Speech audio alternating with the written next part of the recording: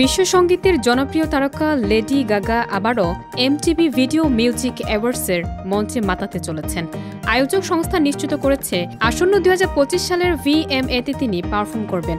আগামী 7 September new ইয়র্কের এল Monte UVS এরেনায় অনুষ্ঠিত হবে এবারের অনুষ্ঠান। লেডি গাগার VMA মঞ্চে আগের পারফরমেন্সও স্মরণীয়। 2009 সালে তার পাপ্পারাজি পারফরমেন্স বিশ্বব্যাপী আলোচনায় আসে।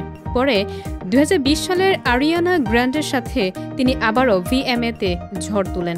এবারের আসর গাগা 12টি মনোনয়নে প্রতিদ্বন্দ্বিতা করেছেন, যা এই আসরের সর্বোচ্চ।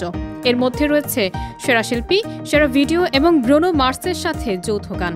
ডাই উইথ এ স্মাইল এর জন্য সেরা গান বিভাগে মনোনয়ন। চলতি বছর গাগার নতুন অ্যালবাম মেহল প্রকাশিত হয়েছে, যা ইতিমধ্যে ব্যাপক সাড়া ফেলেছে। অ্যালবামের পর তিনি স্যাটারডে নাইট লাইভ এর সঞ্চালক ও অতিথি শিল্পী হিসেবে আলোচনায় এসেছেন। এছাড়া কোচেল্লা 2025-এর প্রথম দিন তিনি প্রধান আকর্ষণ হিসেবে মঞ্চ মাতান। বর্তমানে তার মেহল বল ট্যুর চলছে উত্তর কোরিয়া ও ইউরোপ জুড়ে, যা চলবে ডিসেম্বর পর্যন্ত।